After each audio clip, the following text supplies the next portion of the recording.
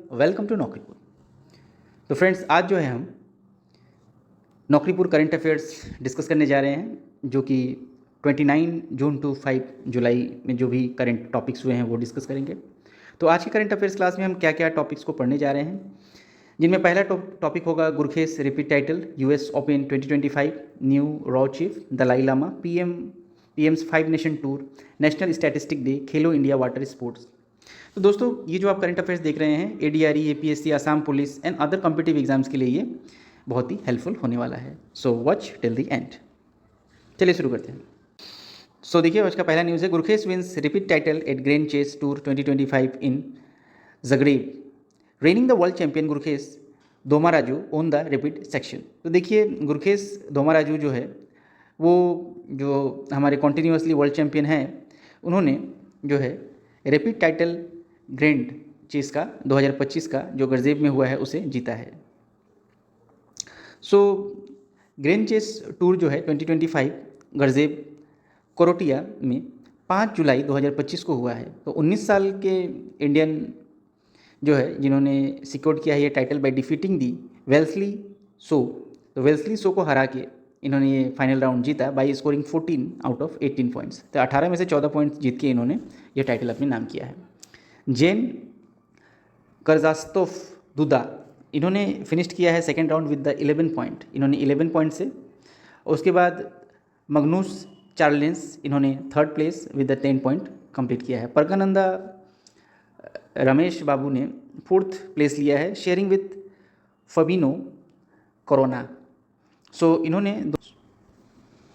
तो देखिए, blitz round begin today defeating the top players like Gukesh, Carlsen, Caruana and Praggnanandhaa. The combined scores rapid and blitz will decide the overall winner. तो देखिए, blitz round जो होता है जिसमें आपको 2 से 3 मिनट के अंदर आपको अपने मूव्स चलने होते हैं, तो उसमें जो है गुरकेस और कार्लेस और कोरोना जो भी है ये हमारे विनर्स है, इनको मतलब ओवरऑल इनके परफॉर्मेंस के ऊपर इनको विनर डिक्लेयर किया जाएगा। This is the third leg of the grand chess tour 2025 following event in Poland, Romania. So ये जो थर्ड लेग है ग्रैंड चेस टूर का 2025 का, जो पोलैंड और रोमानिया में हुए, so where Praggnanandhaa won the Bucharest and finish the third Warsaw, जहाँ पर बोचेस्ट में उन्होंने थर्ड प्रगानंदा ने जीता और फिनिश किया थर्ड के साथ वर्षाव में। Upcoming event decided to in US in August, in the final in Brazil September October. तो देखिए, जो अपकमिंग इवेंट्स हैं जो अगस्त में यूएस में होने वाले हैं और फाइनल जो है वो सितंबर अक्टूबर ब्राज़ील में होने वाला है।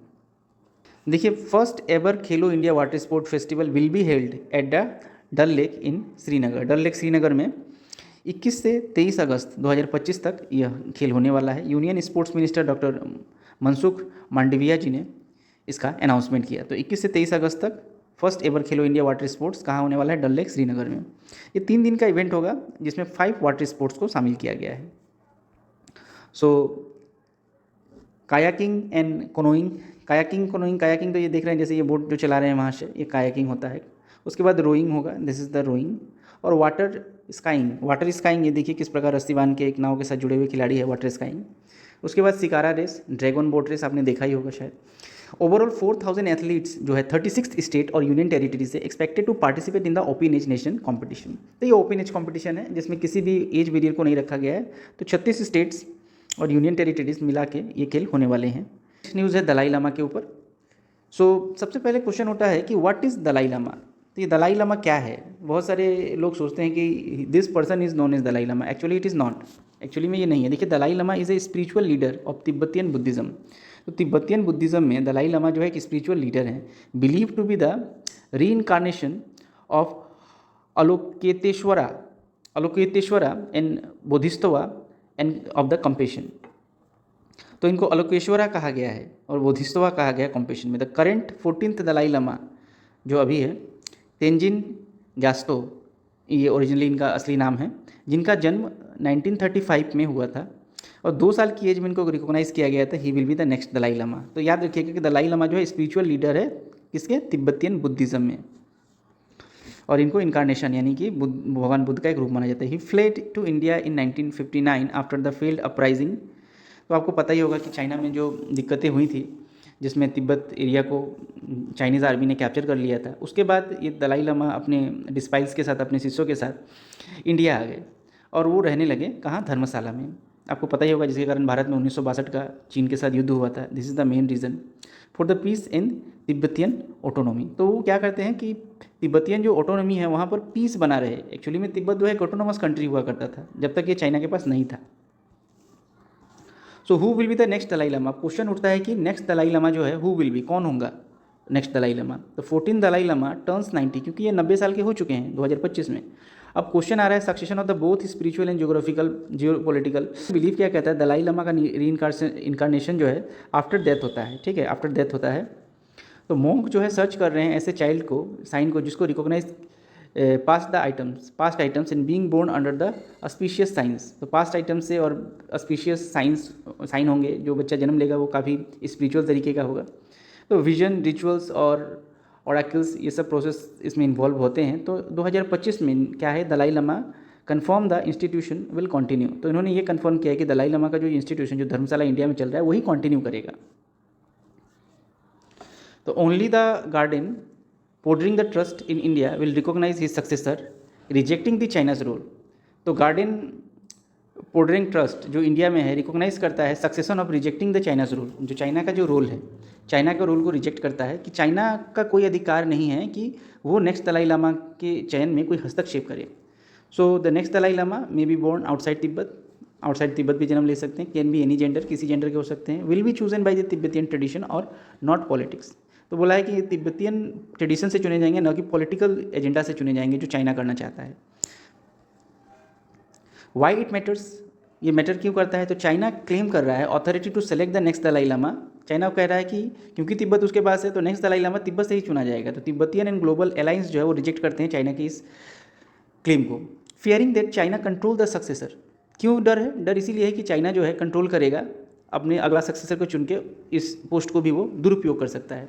तो इसीलिए many nation supported free and authentic succession.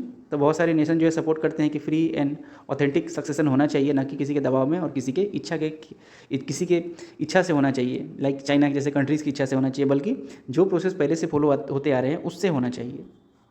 Next news है देखिए, पीएम मोदीज 5 नेशन टूर।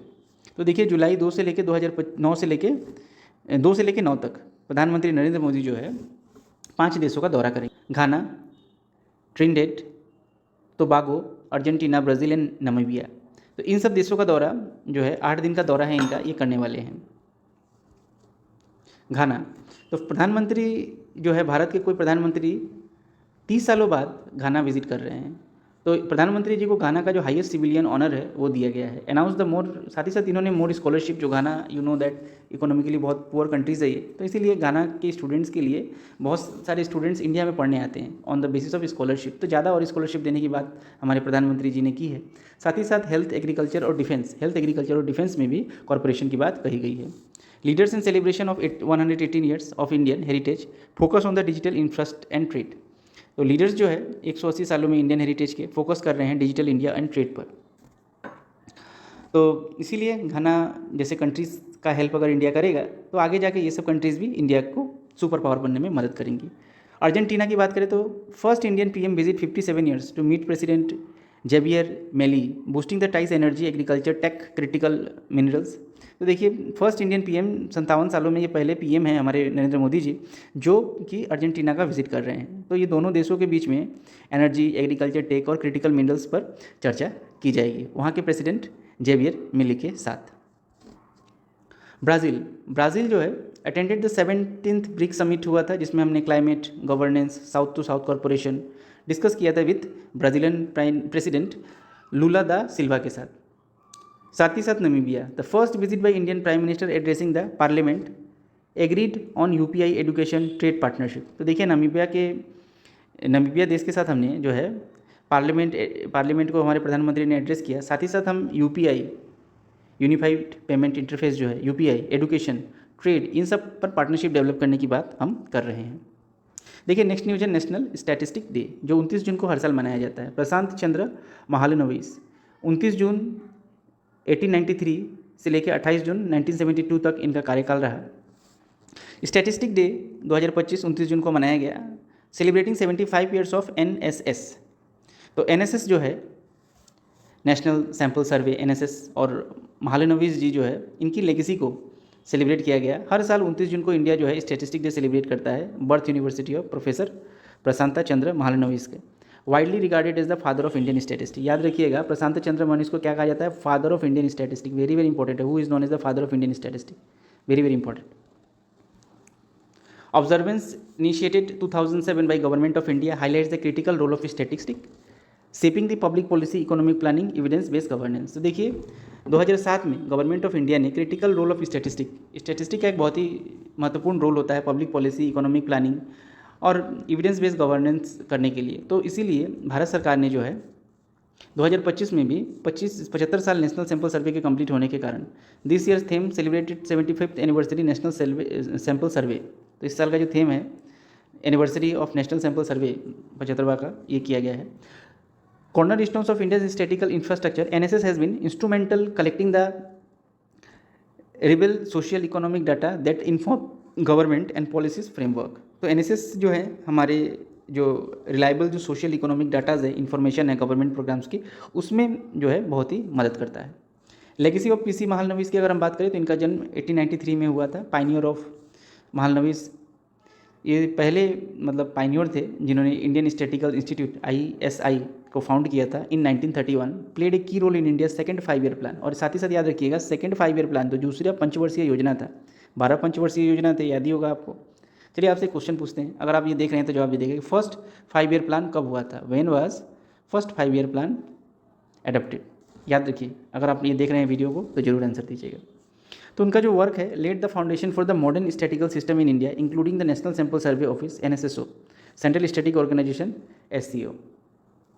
तो PC महालनोबिस जी जो है इंडियन स्टैटिकल इंस्टीट्यूशन को इन्होंने इस्टेब्लिश किया, सेकेंड 5 ईयर प्लान में अपना योगदान दिया।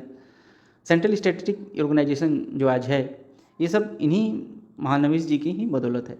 तो सेलिब्रेशन का इनिशिएटिव क्या था कि ministry of statistic programme the implementation of MOSPI short में कहा गया है, ministry of statistic and programme implementation, marks day with release the key report like nutritional intake in India, SDG programme जो sustainable development goal programme का जो report है वो। अब ये भी क्वेश्चन बताइएगा, SDG भारत के ने कितने SDG गोल्स लिए हैं, ये भी क्वेश्चन का आंसर आप बताने का चेष्टा कीजिए।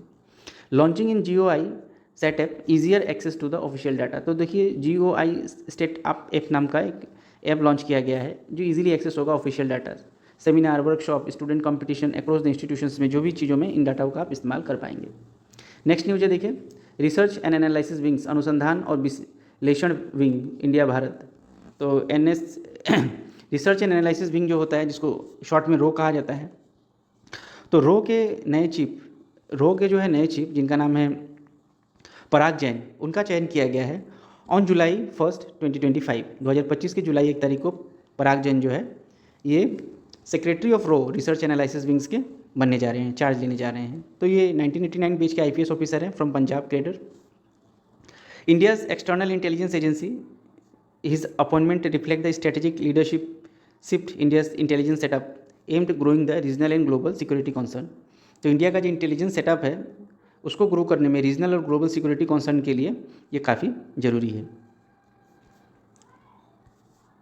जैन जी जो है ये ह्यूमिंट मतलब होता है human intelligence, and tech int यानी कि टेक्निकल इंटेलिजेंस, ये दोनों का जो मिश्रण है। द क्रिटिकल ऑपरेशन, जैसे कि बालाकोट एयर स्ट्राइक था, एब्रोगेशंस ऑफ आर्टिकल 370 को हटाया गया था, हाई प्रिसिशन ऑपरेशन सिंदूर था, targeting the terror infrastructure in Pakistan and POK, इन सब जो मिशंस थे इसमें ये शामिल थे।